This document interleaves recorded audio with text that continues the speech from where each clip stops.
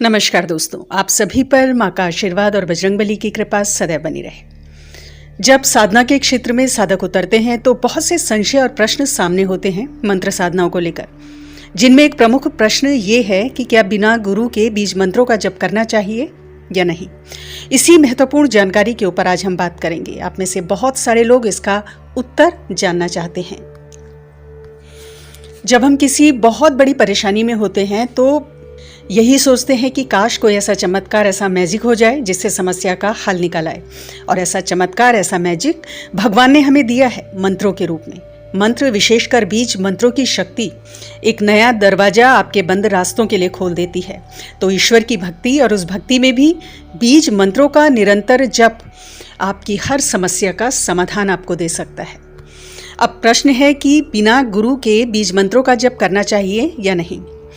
तो इस प्रश्न का उत्तर जानने से पहले थोड़ा बेसिक समझ लेते हैं। मैं आपसे एक प्रश्न कर रही हूँ, उसका जवाब आप ढूंढें कि जब आप किसी कंटेनर में, किसी बर्तन में कोई पदार्थ डालते हैं तो सबसे पहले क्या करते हैं। सोचिए, बिल्कुल सही सोचा आपने। सबसे पहले आप उस कंटेनर को अच्छे से साफ करते हैं ताकि जो भी पदार्थ आप उस कंटेनर में डाल रहे हैं वो खराब ना हो। दूसरा प्रश्न कि यदि कंटेनर गंदा है और आप उसे बिना साफ किए उसमें कोई पदार्थ डाल देते हैं तो क्या होगा। बिल्कुल सही आपने सोचा कि बिना सफाई के यदि कंटेनर में कोई पदार्थ डाल देते हैं तो वो पदार्थ खराब हो जाएगा। और यदि खाद्य पदार्थ है तो बैक्टीरिया बहुत जल्दी ग्रो होंगे, खाद्य पदार्थ सड़ जाएगा। बस यही नियम, यही बात एनर्जी के फील्ड में भी लागू होती है। हमारी जो ऑरा होती है, हमारी एनर्जी बॉडी होती है, उसमें बहुत तरह के एलिमेंट्स होते हैं, बहुत तरह के बीइंग्स होते हैं जो पॉजिटिव भी हो सकते हैं और नेगेटिव भी हो सकते हैं। आप अगर बिना एनर्जी बॉडी की सफाई के, बिना अपनी ऑरा की क्लेंजिंग के आप मंत्र जाप कर रहे हैं, मंत्रों की ऊर्जा पैदा हो रही है और आपके चक्र उसे ग्रहण कर रहे हैं, आपकी ऑरा उसे ग्रहण कर रही है, तो आप समझ सकते हैं कि क्या होगा। जो आपकी बॉडी में ऑलरेडी नेगेटिव एलिमेंटल्स हैं, नेगेटिव बीइंग्स हैं, या कह सकते हैं नकारात्मक शक्तियां हैं, आपकी उस जप की ऊर्जा को ग्रहण करेंगी और वो स्ट्रांग होंगी। देखिए, पॉजिटिव बीइंग्स तो स्ट्रांग होंगे ही, लेकिन नेगेटिविटी भी स्ट्रांग होगी, चूंकि आपने अपनी ऑरा की ढंग से क्लेंजिंग नहीं की है। और यहाँ पे कंटेमिनेशन भी होता है। आपको पता है कि एनर्जी में भी कंटेमिनेशन होता है, संक्रमण होता है, जिस तरह से भौतिक जीवन में होता है। तो आपकी जो जप की ऊर्जा है वो भी कंटेमिनेटेड हो सकती है। अब प्रश्न है कि कैसे अपनी ऑरा की क्लेंजिंग करें ताकि समस्या का समाधान मिले, समस्या पैदा ना हो। तो इसका जवाब मैं आपको देती हूँ। इसका उत्तर है कि गुरु मंत्र का निरंतर जप करके इस समस्या को हम अवॉइड कर सकते हैं।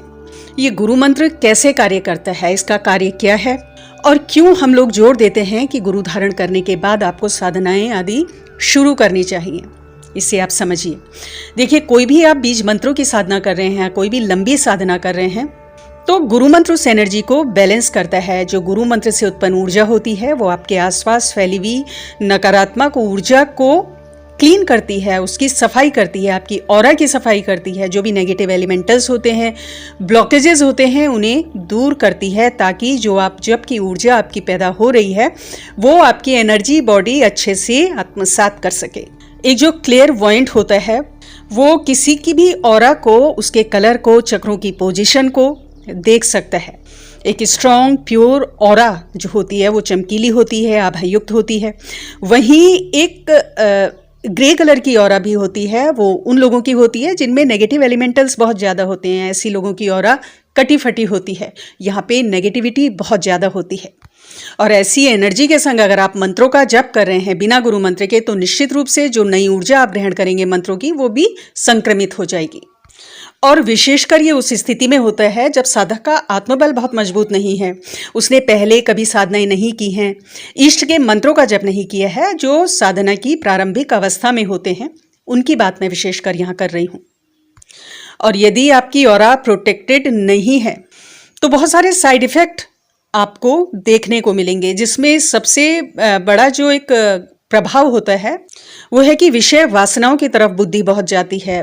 वासनाएं इंसान में पैदा होती हैं, चिड़चिड़ापन पैदा होता है, एंगर, क्रोध, डिप्रेशन, मूड स्विंग, शरीर का भारी होना, ये सब लक्षण और बहुत सारे लक्षण हैं जो एक साधक अनुभव करता है अगर उसकी जो ऑरा है, एनर्जी बॉडी है, वो ढंग से साफ नहीं है। और यहाँ पर मैं ये बात स्पष्ट कर दूं कि यदि आप इष्ट के मंत्रों का जप पहले से कर रहे हैं, चाहे कोई भी आपके इष्ट हैं, माँ दुर्गा हैं, माँ काली हैं, हनुमान जी हैं, भोलेनाथ हैं, जो भी आपके इष्ट हैं, अगर उनके मंत्रों का आप पहले से जप कर रहे हैं तो आप बड़ी साधनाएं, बीज मंत्रों की साधनाएं उठा सकते हैं, क्योंकि आपकी जो ऑरा है वो आपके इष्ट के मंत्रों की ऊर्जा से प्रोटेक्टेड है, सुरक्षित है। आपके जो इष्ट होते हैं वो आपके स्पिरिचुअल गाइड होते हैं, आपका मार्गदर्शन करते हैं। चाहे आपने उन्हें गुरु रूप में धारण किया है या नहीं किया है, वो एक गुरु के रूप में आपका पथ प्रदर्शन भी करते हैं और आपकी सुरक्षा भी करते हैं। देखिए, एक समर्थ गुरु द्वारा प्रदत्त जो गुरु मंत्र होता है वो साधक के अंदर विवेक को जागृत करता है, सद्बुद्धि को जागृत करता है, सही और गलत की पहचान उसके अंदर जागृत करता है। गुरु का अर्थ है ज्ञान, विवेक, और मंत्र अर्थात असीमित शक्ति, असीमित ऊर्जा। जब इस शक्ति को विवेक का साथ मिल जाता है, गुरु का ज्ञान इसके संग समाहित हो जाता है, तो चमत्कार जीवन में होते हैं। लेकिन बिना ज्ञान के, बिना विवेक के शक्ति कई बार नेगेटिव प्रभाव भी दे सकती है, क्योंकि समझ नहीं है कि उस ऊर्जा का प्रयोग कैसे करना है। रावण के पास तो बहुत शक्तियां थीं, बहुत असीमित शक्तिशाली रावण था और उससे बड़ा शिव भक्त कोई नहीं। बड़ी से बड़ी सिद्धियां उसे प्राप्त थीं, कई तरह के तंत्र, सम्मोहन, इंद्रजाल आदि वो जानता था, लेकिन अपनी बल, अपनी शक्ति का अहंकार उसको ले डूबा, क्योंकि उसकी शक्ति के संग विवेक, ज्ञान नहीं था, उसका अहंकार साथ में था। तो जो एक गुरु होता है, समर्थ गुरु, और जो गुरु मंत्र होता है वो एक शिष्य के अहंकार का भी नाश करता है, उसे झुकना सिखाता है। और जब विनयशीलता के संग आप मंत्रों का जप करते हो तो दैवीय शक्तियां स्वतः ही आपकी ओर आकृष्ट होती हैं। तो बीज मंत्रों का जप बहुत ही श्रेष्ठ है, हर किसी को करना चाहिए, क्योंकि अपने देवी या देवता की संपूर्ण शक्ति इसमें होती है। जीवन की कोई भी समस्या ऐसी नहीं जिसका समाधान बीज मंत्रों के द्वारा नहीं निकाल सकते। और हर प्रकार की बाधा दूर करने के लिए, विशेषकर इष्ट की कृपा प्राप्त करने के लिए, इष्ट की शक्तियों से साक्षात्कार करने के लिए बीज मंत्र बेहद श्रेष्ठ हैं। पापों से मुक्ति के लिए, मोक्ष के लिए, किसी भी प्रकार की सिद्धि की प्राप्ति के लिए बीज मंत्रों का जाप आपको करना चाहिए। और यदि गुरु नहीं है तो अपने इष्ट को आप गुरु धारण करें, पारलौकिक शक्ति को गुरु धारण करें, उनसे मार्गदर्शन की प्रार्थना करें। कई लोगों का ये प्रश्न है, ये संशय है कि अगर हम भगवान को गुरु बनाते हैं, अपने इष्ट को गुरु बनाते हैं, तो किसी समस्या का समाधान हमें प्रत्यक्ष रूप से कैसे प्राप्त होगा, या हमारे मन में कोई जिज्ञासा है तो उसका समाधान वो कैसे देंगे, क्योंकि प्रत्यक्ष तो वो हमसे, हमारे सामने प्रकट नहीं होंगे। तो यहाँ पर मैं यही कहूँगी कि भाव सबसे प्रमुख होता है आध्यात्म के क्षेत्र में। आपको बस क्या करना है कि अपने इष्ट से मार्गदर्शन की प्रार्थना करनी है। जब आपके ये भाव आपके इष्ट तक पहुंचते हैं और एक शिष्य के रूप में आप उनके आगे संपूर्ण समर्पण कर देते हो, सरेंडर कर देते हो, तो निश्चित रूप से वो भी आपका मार्गदर्शन करते हैं, चाहे वो कैसे भी करें, ये उनकी जिम्मेदारी होती है। देखिए, जब आप भोजन करते हैं तो क्या ये चिंता करते हैं कि भोजन कैसे पकेगा? हमारे शरीर की जो मशीनरी है, ये मशीनरी का काम है। हमारा काम है सिर्फ दांतों से चबाकर भोजन को अंदर ग्रहण कर लेना। उसके बाद ऑटोमेटिकली जो हमारे शरीर का सिस्टम है उस भोजन को डाइजेस्ट करता है। उसी प्रकार आपको ये चिंता नहीं करनी है कि भगवान हमारा मार्गदर्शन कैसे करेंगे। आप जिसको भी अपना पारलौकिक शक्ति को, देव शक्ति को अपना गुरु बनाते हैं, उनके आगे आपको सिर्फ प्रार्थना करनी है, ये विचार डालना है कि मेरा इस विषय में मार्गदर्शन करें। और यदि आपका समर्पण, आपकी श्रद्धा सच्ची है तो कुछ ही दिनों में आपको उसका रिजल्ट भी मिलेगा, आपको उस समस्या का समाधान भी मिलेगा। कोई ना कोई माध्यम आपको ऐसा मिलेगा जिसके द्वारा आपकी समस्या का हल निकलेगा। तो उम्मीद करती हूँ आपके बहुत सारे प्रश्नों का आपको आज उत्तर मिला होगा। आज की वीडियो में इतना ही।